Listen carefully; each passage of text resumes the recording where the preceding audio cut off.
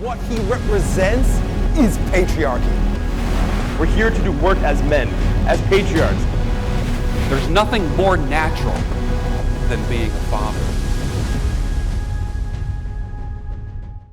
Welcome back to the 21 Convention 2019 Special Patriarch Edition of Orlando, Florida. Our next presentation is a joint presentation by the Godfather himself, veteran and ambassador speaker of the 21 Convention, Godfather of the Red Pill, Rollo Tomassi, author, of course, of the Rational Male book series, volumes 1, 2, and 3, soon to be 4 later this year.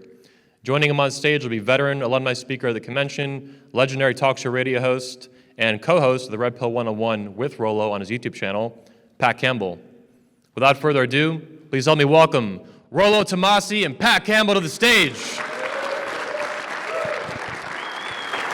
Welcome back. Thanks, sir. Thank you, sir. Appreciate that. Do you need the mic for Rollo? Oh, yeah. Yes, sir. Thanks, guys. Thank you. All right, much better. I've never done this with the mic in hand. Oh, let's see how this goes. And here we have the Polish version of the Rational Male. Love it. So, I think maybe we should familiarize people who don't know us just as a team here. Right.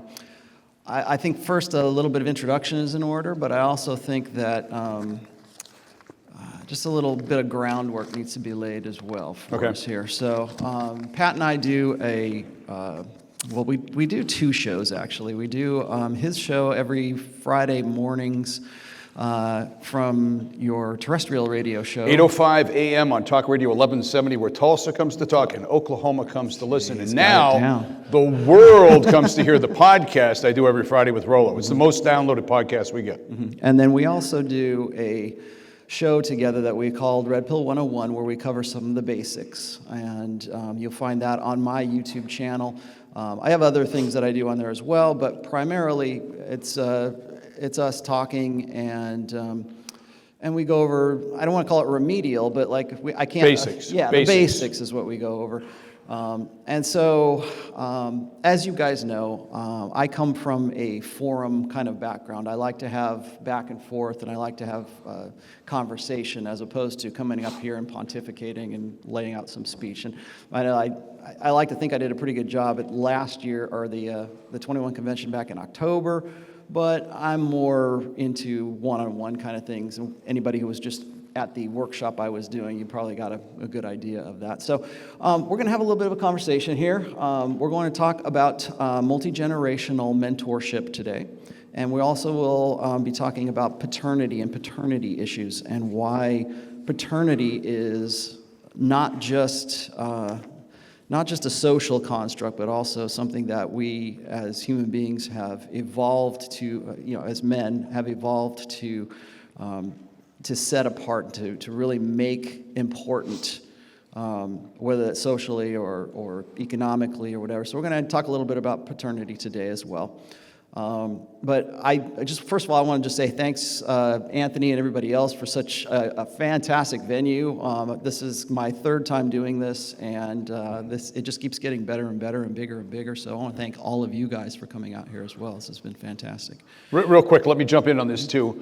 One of the reasons I told my story earlier about how I found Rollo, how I found the Rational Male, and I realized that he was limiting the scope of his audience. He was basically marketing to guys 20 to maybe 40. And I saw a possibility for a much bigger, broader audience out there. And I liked what he had to say, and I thought there was a place for him in terrestrial radio, exposing him to people who never heard him before. Sometimes I sit in for other talk show hosts like Todd Schnitt, brought him on that show, 65 stations, got to hear about the Rational Male and the Red Pill, people that had never been exposed to it before. My gift is that I'm able to move Rollo along at a really brisk clip. He would tell you himself, if he were just up here, he could talk for a couple of hours. I got to get it all in under an hour. So that's my mission today. We got a lot of ground to cover. Let's start with the village. I think that's where we want to start today. It's something you talk a lot about in your third book. When I hear the village, I automatically think of Hillary Clinton. But there's more to it than that. What do you mean? Okay, well, the reason that I call it a village, of course, is because of the famous quote by Hillary Clinton, who actually lifted it from other places, which is, Imagine that. Yeah, it takes a village to raise a child. I'm sure you've probably heard of this before. And what that means is it's not just a mother and a father. This is the concept anyway. It's not just a mother and father. It takes the tribe. It takes the village. It takes multiple sources of influences into a child's life to raise that child from infancy to an adulthood. So it's not just about, according to this concept, it's not just about a mother and a father. It's also the social influences. It's school. It is the media. It is popular music, popular culture. It's their friends. So when we're talking, when I use the term the village, it is kind of a catch-all phrase to mean all of the influences that are included in creating that kid. So I don't. When I'm using the village, I try to stay as neutral as I can, but it's kind of hard these days because the village, as you all know, is something that is not always the best influence on our kids these days. So The village can actually destroy everything you do. yes, If you expose them to the wrong village. right. Well, it can be religion. It Right. can be education for sure, and I think it's important to explore what are those sources that constitute the village. And so when I look at things from an educational point of view, 77% of all teachers from the time a kid is in kindergarten all the way up until it's into secondary school, into the college, 77% of teachers are women. Coaches are the only area where that might be a little bit different. There might be a man involved. But so there is a feminine primary influence that pervades the village right now. I used to teach, and I told Rollo, I was like, when I was in a school, there were one or two males. It's predominantly female. The thing that saved me is I went to an all-male preparatory high school, and all of my teachers were men. I only had 2 women the entire time. That was a game changer for me. I think that saved me. Right. Well, so there's the educational side of it. Then there is the social side of it. What are your kids listening to? And why is this important to a father? Well, we're going to get to that here in a minute, but we have to sort of define what it is that is influencing our next generations.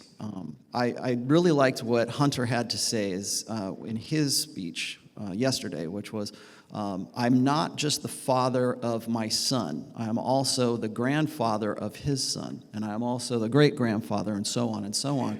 And so the influences and the things that I do set the framework or set the groundwork for generations to come. And I think one of the reasons I wanted to talk about multi-generational mentorship as far as Red Pill is concerned is I think it's one of the most dangerous ideas that we can present to the village right now by taking our kids back, by being the father. Like we always say, well, you need to have more fatherly influence, but while we remove fathers from the equation ever more, but yet we still say, okay, well, but we need dads. And anybody who's read my third book, one of my ideas in that is that men today, or fathers today, are superfluous.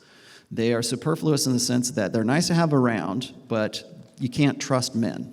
And you can't trust them to be good fathers. You can't trust them to be around. You can't trust them to do, it's like the Homer Simpson model, right? They're just ridiculous buffoons that Look how dads are portrayed on TV. Right, yeah, that's just one instance, though. There's so many, especially now in what I call the gender war, the gender Cold War, which is in the 2019 to 2020 election cycle. We're seeing this push to demonize and ridicule and shame and otherwise tamp the masculine down and push as much of conventional masculinity down into the ground and to demonize it because they want you to, the village wants you to hate men and to not trust men, to distrust men so much that it will seem like a moral imperative for you to vote for a woman, whoever the woman is, in the 2020 election cycle. There was a story this week. Right? Story this week. Stephen Moore, who was President Trump's nominee for the Fed, had to withdraw his nomination because of something he said back in 2000. He said a man needs to be the breadwinner in the house. He reaffirmed it in 2014. He still believes it, but he doesn't want to say it anymore.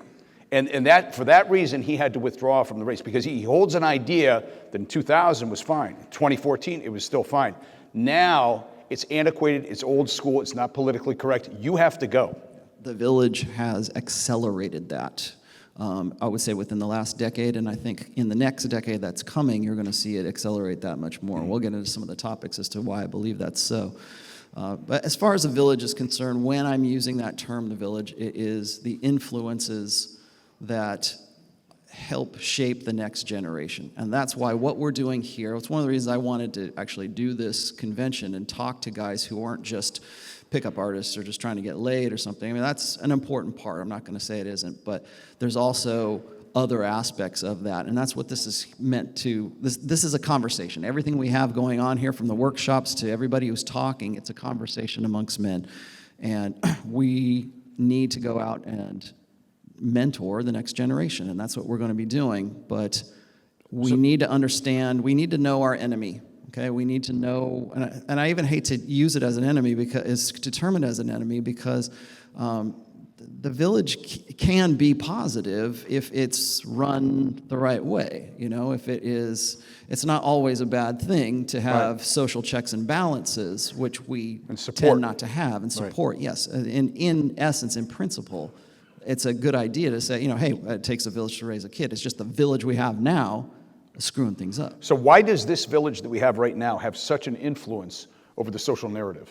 Okay, well, primarily because it's a means to power right now. Anybody who's read any of my 3 books prior, you understand what I mean when I talk about the feminine imperative. And ever since the sexual revolution, we have seen this rise in feminization of cultures, primarily the Western culture, but then we export that Western culture into other cultures who adopt those things. And the most pervasive aspect of that importation has been feminism, and it has been a gynocentric, gynocratic ideal that we need to empower young girls at the expense of our boys.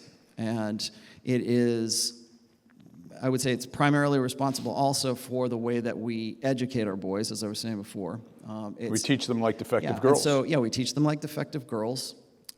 And we are not just importing that, but it's part of a package. It's part of the culture. It's part of pop music. It's part of our media, the movies we send out from where we're at. And what is the narrative and what is the story that we're telling in our movies and in our storytelling right now? Storytelling can be anything. It could be a song. It could be movie, whatever, a book, whatever. Right now, the primary influence of that Village is to promote what I call the fempowerment agenda, and that's that's just a short-term way of saying, or short way of saying female empowerment, which we've heard a lot of ever since the sexual revolution. So we're talking about like late 60s all the way up to where we are now. And as technology and as communication has expanded, we've seen an advancement of this empowerment at the disenfranchisement and the disempowerment of the masculine and the overemphasis on the female. That's why I have a real problem. One of my primary problem with feminism right now is it's a lie that is based on equality. It's a lie that is based on egalitarianism. Right. And it's the cover story. It's the cover story for female empowerment. It's the cover story for female supremacism. But you can't sell it to guys if it's female empowerment. If it's equalism, if it's equality, then that's an easier sell for men than it is for, what's the joke? The joke is they were going to call it communism, but none of the women would sign up, so they called it feminism, and everybody signed up. That's the joke. So. I had a caller one time who called in and he said that me and my wife are co-equals. I said, oh, so she runs the house, right? And I said, show me one country that has 2 presidents. It doesn't exist. Your car has 1 steering wheel. You don't have 2 steering wheels. It's the whole thing. And he's talking about what you're exposed to. My oldest son, Michael's in the Marine Corps. I talked about that earlier this morning. My wife finally figured out that I groomed him that way. And she's absolutely right. When he was 10 years old, he fired his first 50 cal belt-driven machine gun. and he was hooked on the smell of gunpowder. It was like pure testosterone. I took him to movies that instilled American values and pride. I took him to the Foot Locker. I took him to, I think it was the Foot Locker about the bomb guy in Iraq. I took him to Lone Survivor. I took Hurt him to Locker. What was it? Hurt Locker. The Hurt Locker. The Hurt Locker. I took him to American Sniper. All along, exposing him to positive male, masculine role models. And look where he wound up. It worked. Of course, if anything happens to him, it's my fault. But I can deal with that. Right. That's because we still believe in nature and Right. nurture, Right. or it's nurture via nature. Right. But now anything you do that's masculine, like even lifting weights, or, taking your kid to the gym, that's discouraged. And that's, and that's of course the stereotypical thing that you'll hear from critics saying, well, you guys are just, old school chauvinist cavemen who live in the 1950s. Fishing, hunting. Yeah, exactly. Those kinds of things. Now, I think the most insidious aspect of the village, just like, and this is a good segue because you were just talking about how you have raised your kid and how he has developed in Right. that way.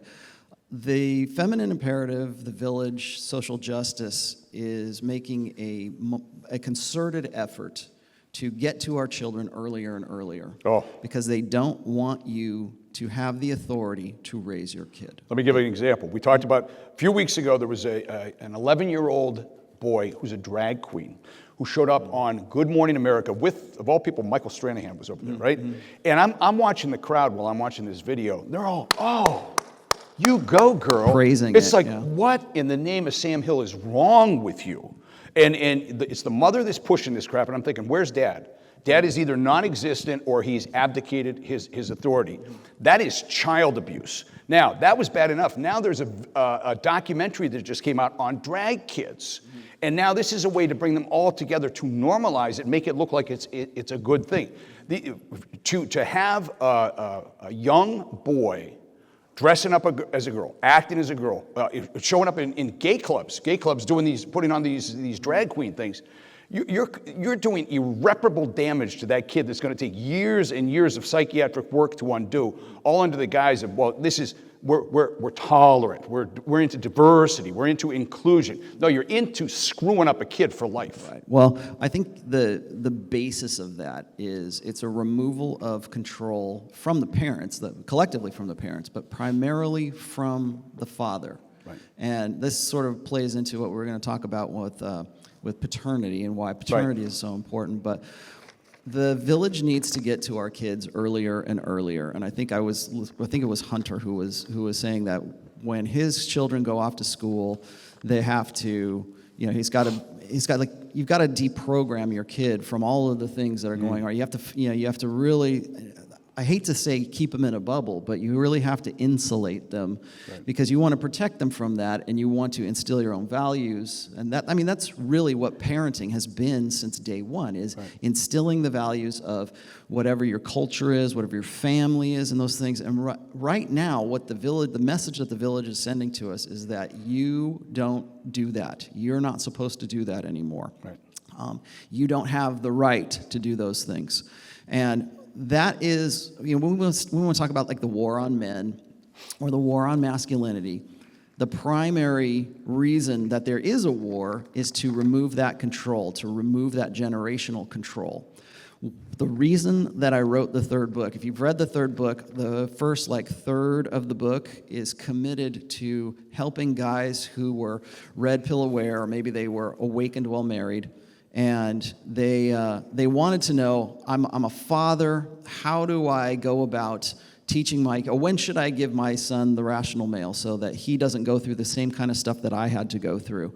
And it's kind of a difficult question to answer because I don't know the kid well enough, but the idea that was planted in my head with all this is we need to make sure that our kids are insulated from this, or that we're aware, fathers are more aware of what it is that their children are going through, because we live in an age right now where a 12-year-old kid, or not even that, a 9-year-old kid has a cell phone and has access to information and pornography and has that kind of social interaction 24/7. And we don't know how to deal with it as parents, but they sure as hell don't know how to deal with it as a child. So we're still trying to figure this kind of stuff out, but the village sees that as a way in.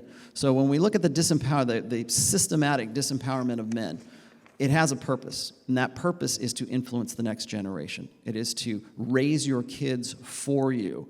And by doing that, they ensure that the next generation of kids follows along with whatever that narrative is. And just like you were saying here, when it comes to, like, say, I write about this as well, is that the transgender movement for children right now, the popular idea is that a child as young as 3 years old can make a decision about whether or not it wants to live as a boy or a girl. Right. And we are taking this hands-off approach to our children right now. We're like, well, that's just how they are. I guess they were born the wrong gender, but gender is a social construct. So how can it be born that way?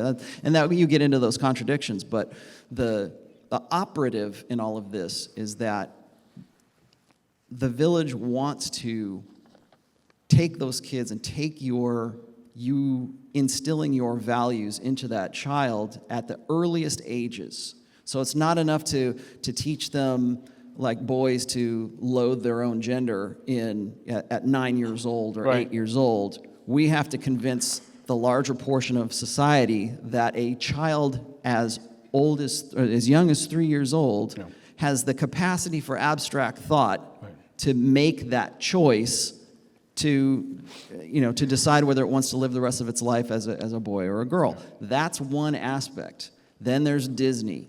Then there's popular culture. Then there's their friends. Maybe it's their friends' family that they're getting an influence from. I know that guys, and I used to be kind of down on guys who wanted to do homeschooling. I thought that was really insular, and I thought, well, you're putting your kid in a bubble. I have changed my mind about that.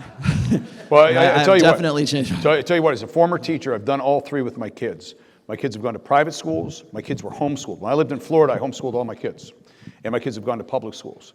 In retrospect, knowing what I know today, if I had it to do all over again, I would have homeschooled from K through 12. But even then, because I know homeschoolers, okay? Once their kids get out into the real world, that is not a guarantee that you're not going to be corrupted by the feminine imperative.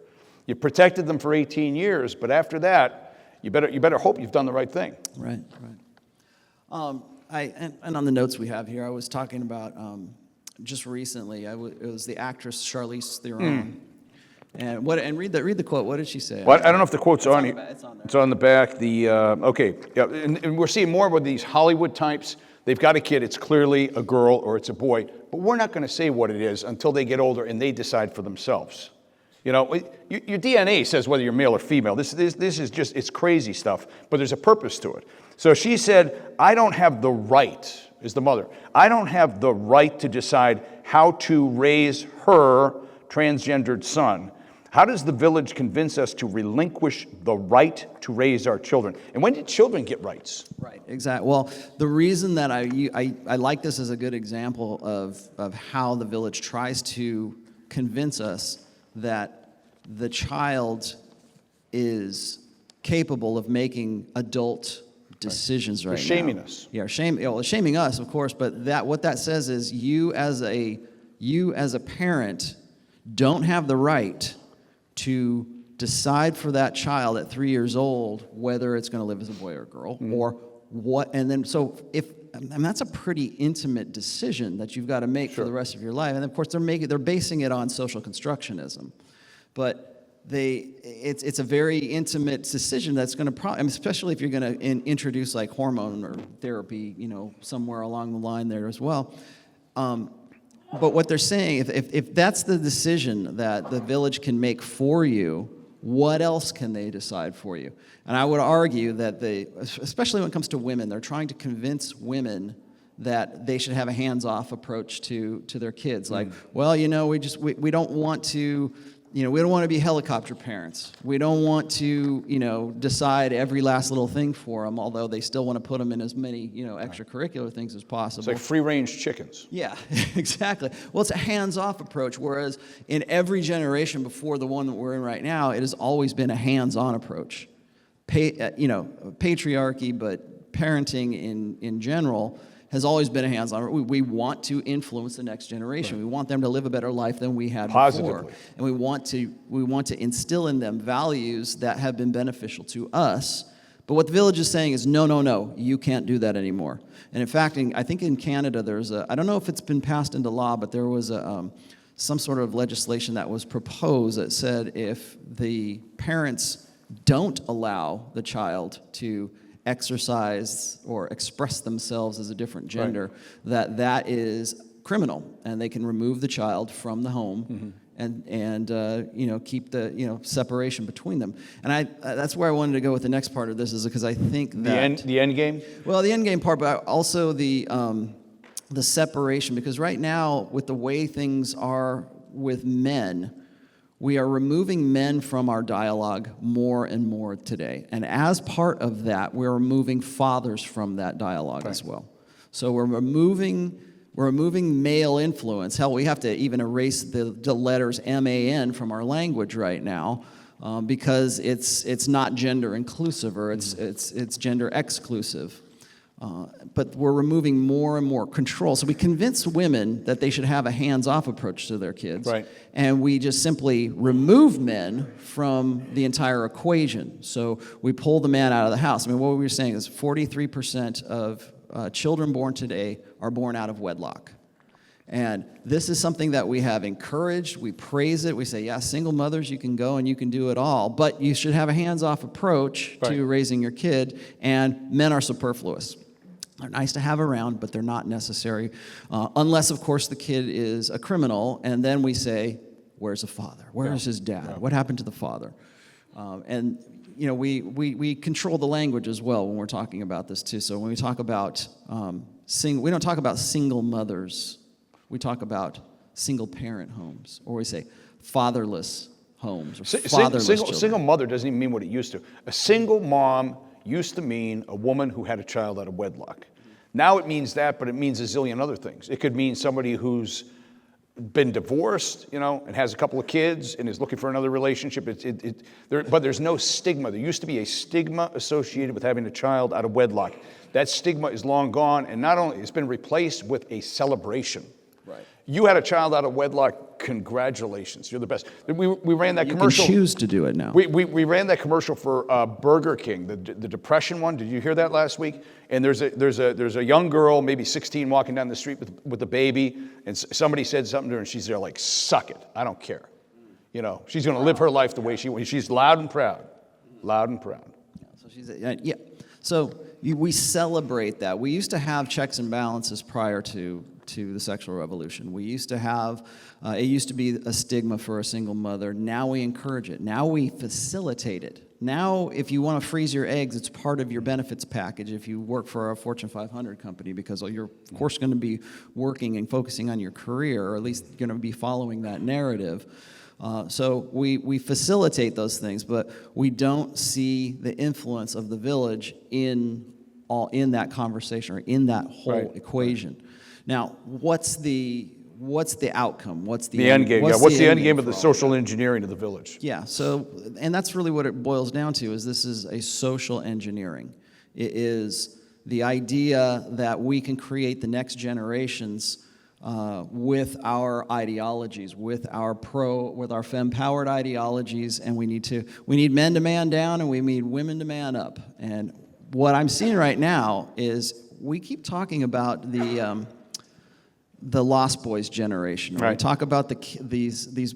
A lot of men are finding the red pill right now, or finding the manosphere, because they're looking for answers. Now, I didn't have a dad. I didn't have a mentor. I didn't have somebody like you. I didn't have anybody to guide me. And one of the reasons why I think guys like Jordan Peterson are very influential right now is because there's a generation of men who are the result of the first pass at this. It's a thirst. They're looking for something. They're looking. Yeah, they are life-wise. They're rudderless. They want direction. I don't know about you, but when I was in my teens, I resisted that kind of regiment. I resisted that kind of direction. I didn't want, I didn't, get up and just flip off the world. And I was anti-authoritarian, punk rock, heavy metal. Let's we're going to go do things our way, but we had a direction. We had an idea of what we wanted to do. Do you know who Jocko Willink is? Yes. Okay. Yes. So I've had him on the program a number of times. When he was about 18, he decided, but he was like you. He rebelled against everything. And he told his dad he's going in the Navy, and his dad goes up and whispers in his ear, he goes, "You're going to hate every minute of it." But Jocko, by going into the Navy, becoming a SEAL, he realized that discipline equals freedom.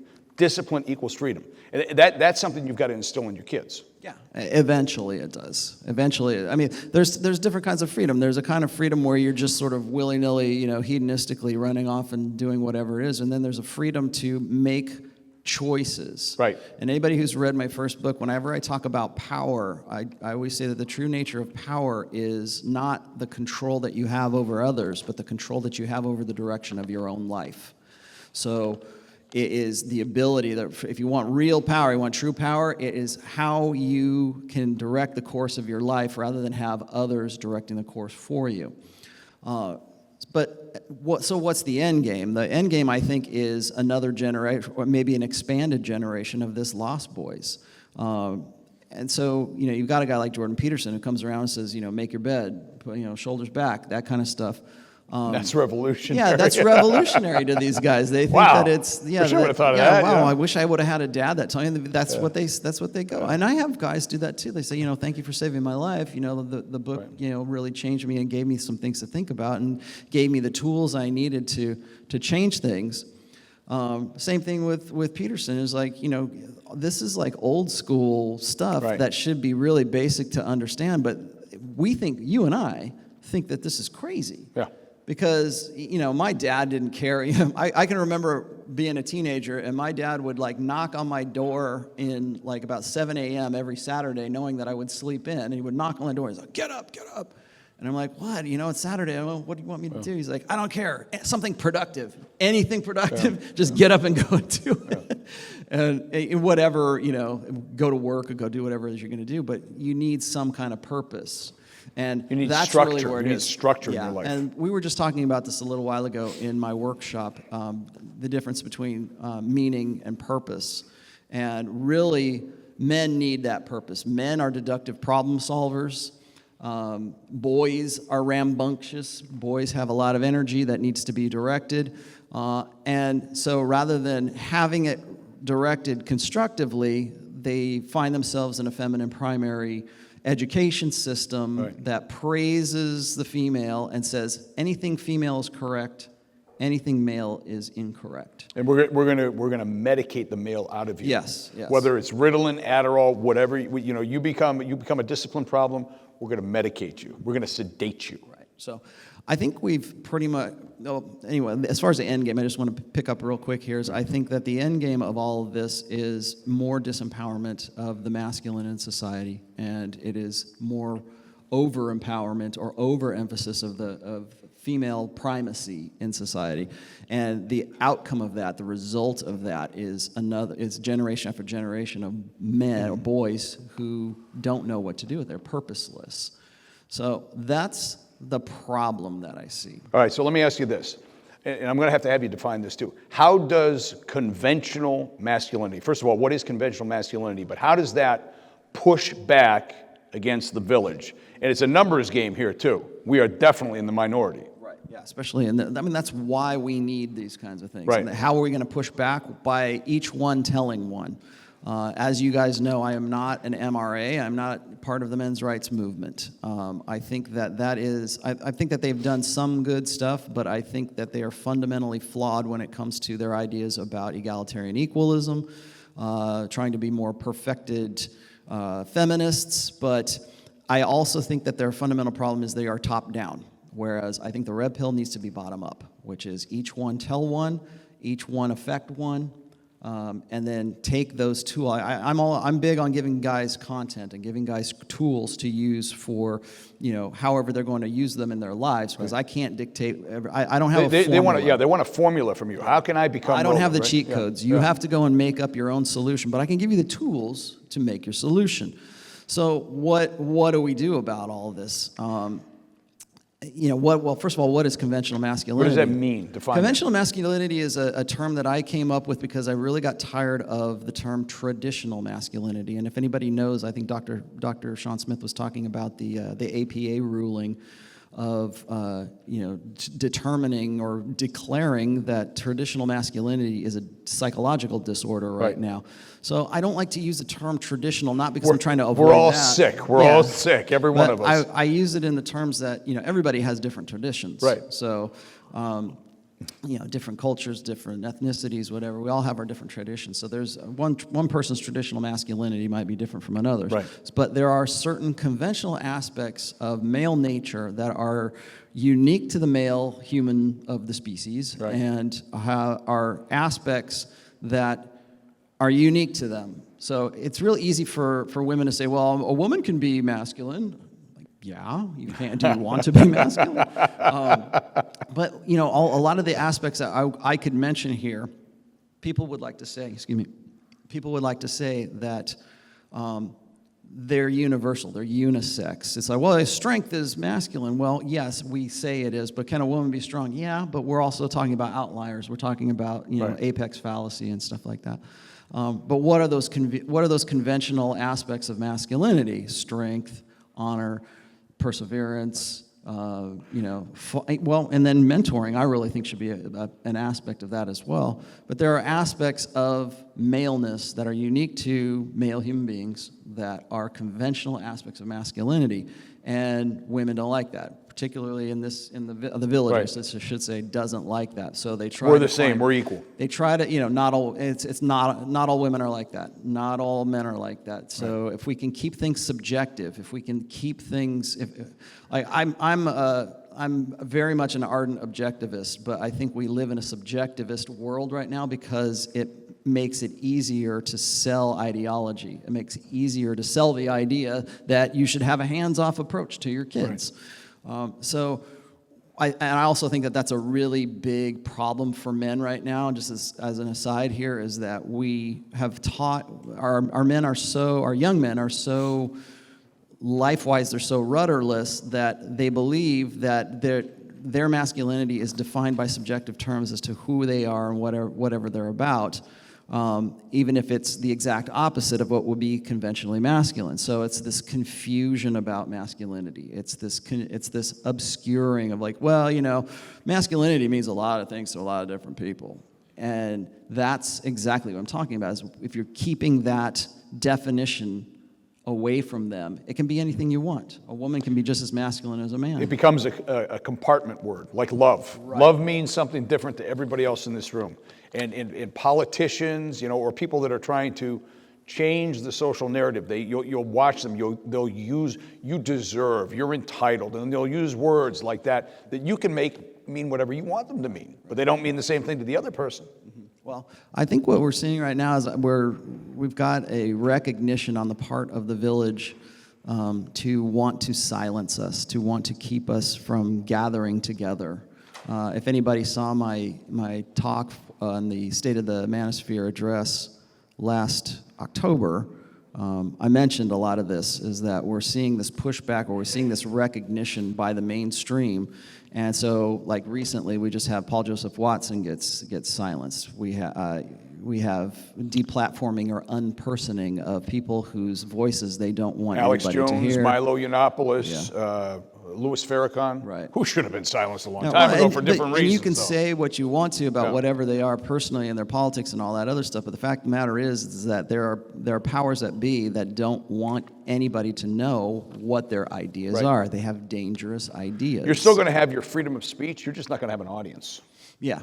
Well, they're not removing that. You might not even also have a job anymore because they're unpersoning you. It would almost be better to go to jail than it would be to not be able to work, lose your family, lose your dog, lose your, whatever else, and you're out on the streets. At least in prison, you got 2 or 3 meals a day kind of thing. In the prison of unpersoning, there's very little room to get away from that if you are deplatformed. And we're also looking at banks saying we're not going to bank with you because ideologically we think you are hate speech or something. And so I think you're going to see more and more extremism in that respect as we get into the 2020 election cycle. Right. Particularly, I think this is really sort of a trial balloon for some of the larger tech companies right now for the 2020 election. I was like, who can we make shut up? They're going to start with people that are on the extremes, the outliers right now, but eventually they're going to move closer and closer and closer. And everybody that's in this room, you're going to be targeted one way or another. Right. So when it comes to how do we fight back, how do we push back, how do we, as conventionally masculine men, as red pill aware men, how do we fight against this? And I think if you've read the third book, I stress men need to be aware above everything else. They need to know what their kids are going through in school, what their upbringing is entailing as far as the village's influence. Right. And I mean that by music, I mean that by culture and everything else. What is influencing that kid to become the person that the village wants that kid to be? So there needs to be a pushback against that. If that means you're going to go and homeschool your kids, maybe that's a way that you do that. But I think primarily you need to be in that child's life because the village wants to pull you out of that kid's life.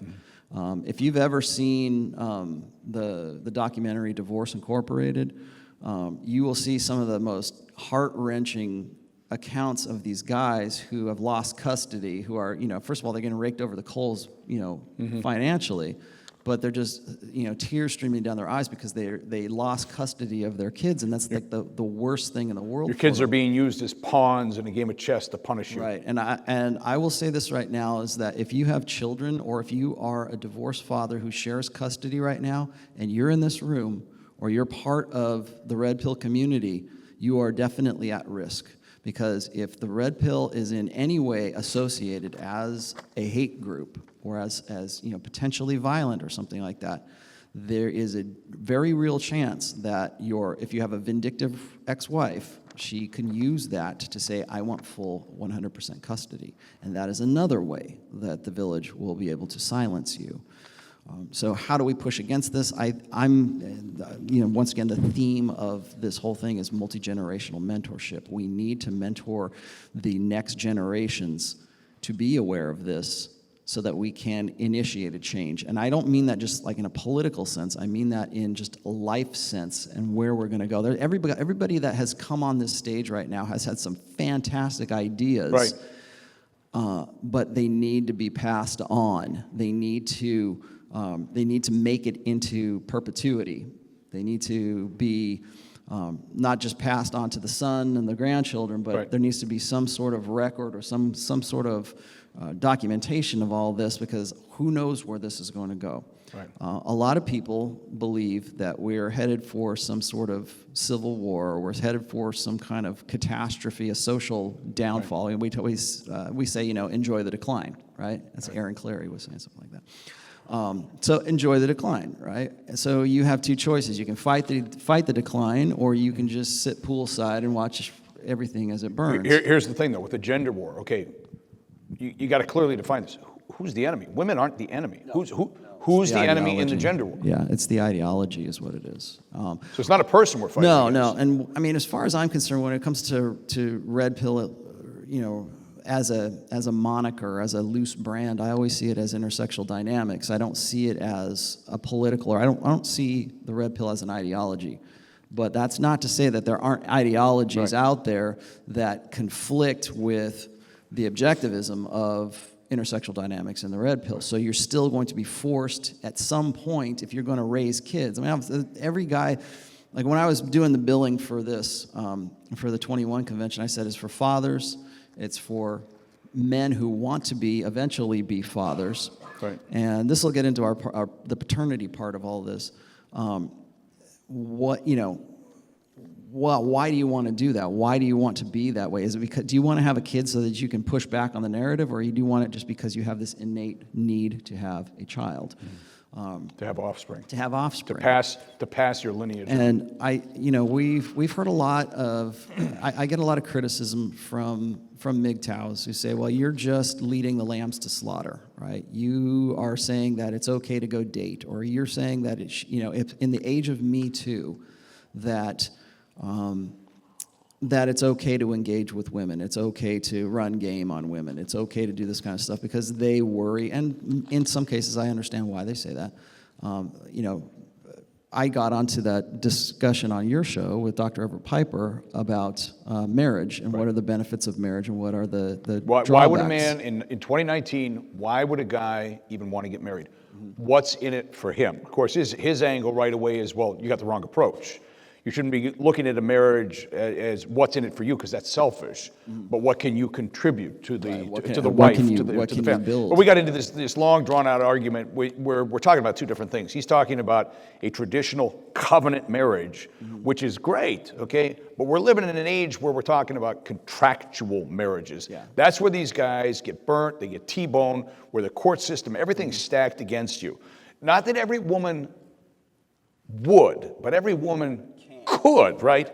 Turn on any you. woman can. Yeah, and in an instant, you're all of a sudden, your financial wealth, your assets, 50%, and then the kids are used against you as some sort of a bargaining chip. And again, that's remove the man. We still need reproduction. We still need to, get the next generation. But they don't want you, the village does not want you to be raising that kid. So we see divorce and child support laws. So I want to get into the paternity. I'm looking at the clock here. We're getting about 45. So with the paternity deal, okay, we're seeing this crap now where guys, we've talked about this on Twitter, your girlfriend gets knocked up by somebody else, but I'm going to stick with her because that's what guys do, man. That's what guys do. I'm secure enough. Or you're hooking up with a chick that's got like 2 kids, but they're not yours. But you're taking over for the other guy because you're a man. We're going to give you your white knight ribbon and your participation trophy. Your manhood medal. And guys are buying this crap like, yeah, I should be doing that. Yeah, well, because it feeds into the system that the village has already enabled for you. And I would say that part of the disempowerment of men right now is based in men's need to know paternity. Why paternity matters. Why paternity matters. And the reason paternity matters is, and this is from my own research and from my own work, so let's just be 100% clear about that, is that it's my belief, and I think a lot of other evolutionary psychologists believe, is that human males have an innate need to know paternity. They need to know that the kid is theirs. Because when we're talking about sexual strategies, men and women are different. Men have a different sexual strategy than women do. And for one sexual strategy to be completed and fulfilled, the other one has to either abandon it or it has to compromise it. And it's my belief that if a man says, okay, look, I'm going to follow along with hypergamy and we're going to have kids together and I'm going to be parentally invested and we're going to settle down, get married, have a kid, and live happily ever after, the only thing that I need from you is assurances that the kids are mine, that those kids, I'm passing on my genetic legacy. This is something that's like root level hindbrain for men, is to you got skin in the game. Yeah, so that you have skin in the game, because otherwise you're an evolutionary dead end. And it has to be that way because you want to, perpetuate yourself, perpetuate your own genes. That's really men's imperative is unlimited access to unlimited sexuality. We rein that in and we say, look, you need to be under control in all of that. And if you don't believe me, just go and look you understand why online porn is so popular right now. That's pretty much the basis of it. If men could have unlimited access to unlimited sexuality, that is a better reproductive strategy for them than to just settle down with one woman, because they are giving up all of their access to other women to, again, reproduce. Right. For women, it's quality and not quantity. For men, it's quantity and not quality. But if you're going to have a monogamous, a socially enforced monogamy between men and women, where this is the deal, there needs to be some kind of at least contract between a man and a woman to know that his children are his. And the village today promotes this idea that paternity shouldn't matter to a guy. It shouldn't be that big a deal. Yeah. So we reinforce this idea that if you're a single father or if you married a single mother, you're a hero because you stepped up and you took over the parental investment responsibilities of another man for a reproductive choice that you had no say in. You had no control in. And guys will ask me and say, well, are you saying that I'm a cuckold if I adopt kids? No, because that was your choice. You said, hey, you know what? Maybe I can't have kids, but I really want kids in my life. I want to be a mentor. But you said if somebody marries a woman who's already had a child from another relationship, you are. I think we need to expand the definition of cuckoldry. I think we need to expand it to proactive cuckoldry and reactive cuckoldry. That comment on my program got so many people riled. Yeah, I mean, it was just, you want to talk about trigger. That was a trigger. Yeah, and the reason I say that is because there's this promotion of this idea that if you're taking care of another man's child, that you are in some way a hero. We also have, okay, that's one aspect. If you don't believe me, still don't believe me, look at the laws that are on the books right now that prevent an OBGYN doctor from informing the man that he's not actually the biological father of the child that the mother has put on the birth certificate. Right, as it stands right now, the father is whoever the man's name is that she puts on to that birth certificate.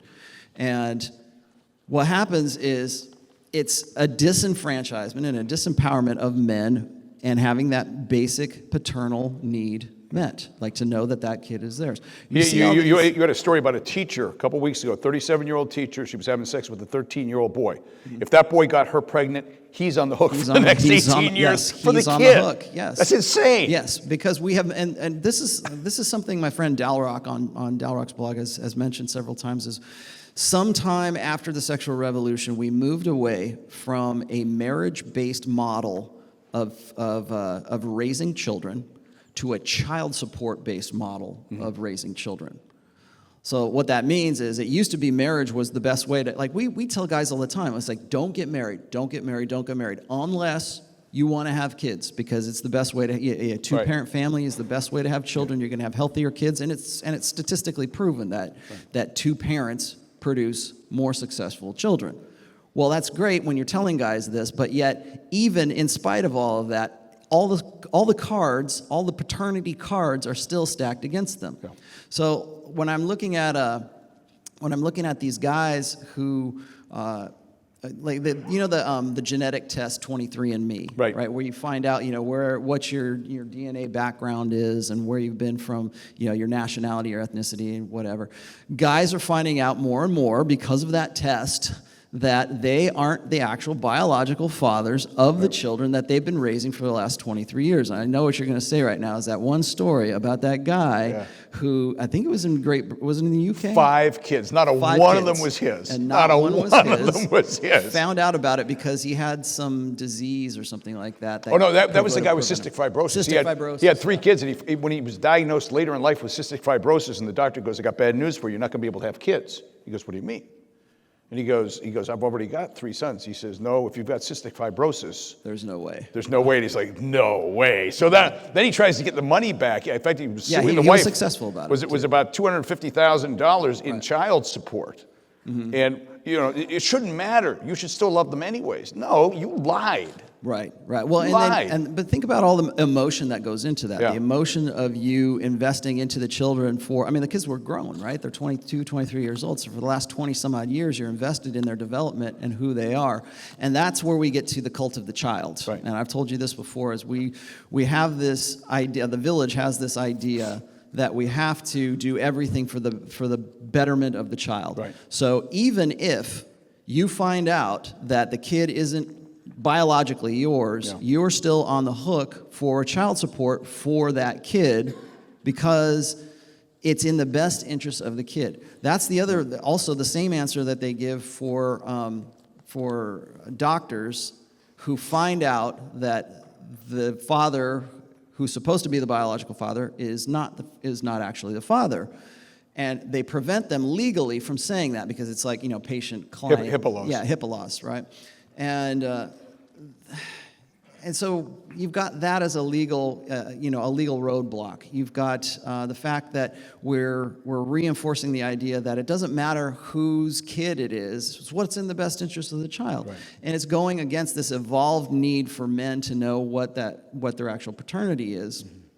And what I'm saying here is that, first of all, I think we need to open up the the definition of cuckoldry. I think it should include retroactive cuckoldry along with proactive cuckoldry, which would be like, getting married, having sex outside the marriage, and then bringing the kids and saying the kids are yours, like it's your baby. And then there's the single mother side of cuckoldry, where if you got a single mother and you've decided to marry her, you are assuming the parental responsibilities and all the financial liabilities as well as emotional liabilities of kids that were was a choice that she had made that you didn't have anything to do with. I think that if you go and you expand the definition of cuckoldry, I think it's a whole lot more. Well, it would have to be, right? We just said 43% of children are born out of wedlock. So what that's saying is, women, it's your right to have kids. It's your right to freeze your eggs. It's your right to go to the sperm bank and decide, whichever guy you want to reproduce with. There, you make it as easy as possible. For men, it is a privilege to be a father. It's not a right to be a father. It's a privilege to be a father, and that's only if you are in keeping and in line with what the village would like you to be as a father. If it's an approval stage. But getting back to what we were talking about when it comes to marriage, we tell guys, and let me just put this out here for the record because I'm doing this on camera here, but a lot of people think that I am against marriage, that I think that it's a bad idea, you should not do it. It's one of the worst decisions that a man can make, and you would be right about that. I do not endorse marriage, but I myself have been in a marriage for 23 years, happily married, still married to this day, raised a great kid, with a beautiful wife, and we're still very much in love and very happy with each other. So guys say, well, that's confusing. How come you? They say that's hypocritical. Yeah, they say that's hypocritical. And what I tell guys is that marriage in the idea, marriage in the concept is a good idea. Monogamous marriage has been a bedrock of Western civilization for a very long time, at least since post-agrarian days, right? And I think that marriage as an idea and as a concept is fantastic. I think that that's the way it should be. But right now, it is the prospects of marriage is 100% responsibility and 0% authority. Yeah. And when we talk about paternity and when we talk about how all the cards are stacked against a guy, I can't endorse marriage in the way that we do it today. I can't, and by today I mean post-sexual revolution with, on-demand abortion, divorce laws, the Duluth model of feminism, all of that kind of stuff. So I can't endorse marriage for a single man today, although I think that if there were checks and balances, like there used to be prior to the sexual revolution, then yes, it might be one of the best decisions you've ever made. But right now, as it stands, it is potentially the worst because your kids are not your own, your money's not your own, you're on the hook for whatever debt she's incurred up to that point and whatever debt the kids incur, and then you're also on the hook for, you are a good parent or you are a bad parent. Now, by the way, you guys out there that maybe aren't married yet and thinking about it, this is serious advice. Before you tie the knot, get a credit check on your soon-to-be wife. Yes. It is an ongoing trend. If you've got $100,000 in college debt, the minute you say "I do," guess what? That just became yours. Community. Congratulations. Yes, you just inherited all that. And there's nothing wrong with actually looking into that. So I'm looking at the clock here. We're short on time. Okay. I want to wrap this up. What can the people in this room, what can the men in this room, the patriarchs in this room, do to reclaim the authority to raise, to mentor the next generation of men? I think it's going to depend on you rearranging this goes to what we were talking about with Dr. Everett Piper. It's going to take men to redesign this. It's going to take a groundswell, a bottom-up approach of men who say, I'm committed to raising a kid. I don't care how it goes. we need to be mentors, not just for our own children, but for kids that, that aren't. I only have a daughter, but I still feel like I have a lot of sons because I have so many guys that come and say, hey, man, your work has changed my life. Right. But I'm only one guy. So there needs to be an awareness, and there needs to be action taken. So, for instance, when we're talking about you can't out alpha the state, right? Right. Because the cops will show up and they'll take you away. Well, what if the cops are a red pill? What if the judge that is at your divorce settlement, what if that guy says, you know what, that's really messed up? Yeah. What if that guy is ideologically, what if his software is such that he is on board with what we're talking about here? Maybe the guy's read the Rational Male. Maybe the guy's talked to somebody in this room.